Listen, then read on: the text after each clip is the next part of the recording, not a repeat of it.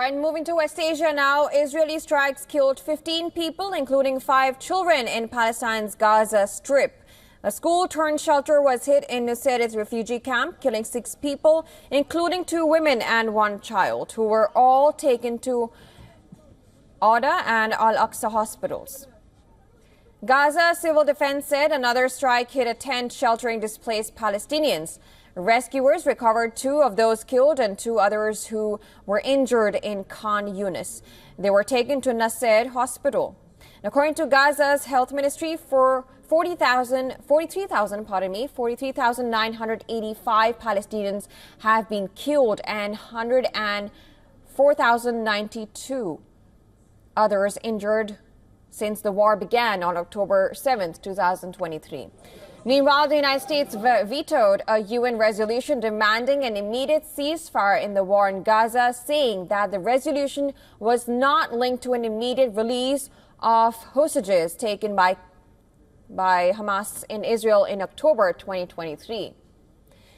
The Palestinian envoy to the United Nations strongly criticized the U.S. decision, saying that there was no justification for Washington's veto. We could not support an unconditional ceasefire that failed to release the hostages. Because, as this Council has previously called for, a durable end to the war must come with the release of the hostages. These 2 urgent goals are inextricably linked. This resolution abandoned that necessity. There's no justification whatsoever for vetoing a resolution trying to stop atrocities. No justification for that. Furthermore, fire blazed as Israeli forces conducted a military operation in the village of Kafr Dan in the north of the occupied West Bank. And according to the Palestinian Red Crescent, at least 1 person was killed by Israeli gunfire during the military operation. In northern Israel, meanwhile, the area surrounding a kindergarten remained closed off on Wednesday after a rocket fired from Lebanon struck near the building. Israeli police said a Hezbollah rocket fell outside the empty kindergarten in the northern city of Acre, causing damage but no injuries. Meanwhile, Hezbollah chief Naim Qassem delivered a defiant speech on Wednesday, saying Israel cannot impose conditions for a truce in Lebanon.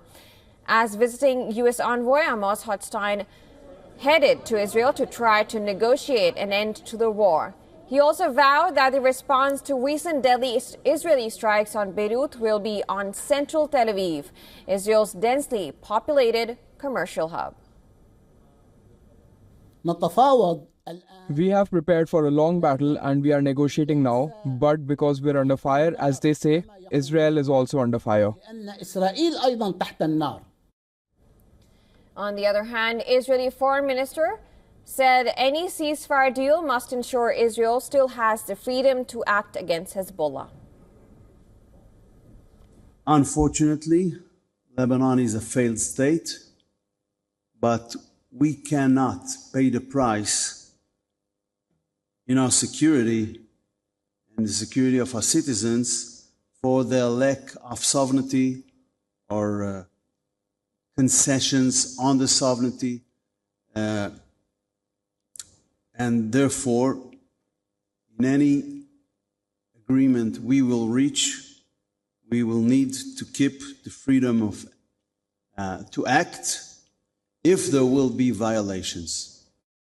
And for more on this, our correspondent Susan Tanani has sent us this report from New York. The United States says that its veto of the resolution today is rooted firm in security and accountability. The resolution failed to directly tie the ceasefire to the release of hostages by Hamas, something the U.S. sees as a non-negotiable. Officials argued that the resolution also didn't go far enough in condemning Hamas as a terrorist organization, including targeting civilians and using them as human shields. The U.S. stressed that while humanitarian aid is essential, stronger measures need to be in place to ensure that the aid doesn't fall in Hamas's hands, a concern the resolution didn't adequately address. This veto ultimately underscores America's unwavering support for Israel and its commitment to ensuring that any ceasefire is not compromised and the terrorists aren't emboldened unfolded. Now, critics argue that this delays critical aid to Gaza. The U.S. maintains that an unbalanced resolution could worsen the situation in Gaza. Susan Tehrani reporting from New York for WION World is One.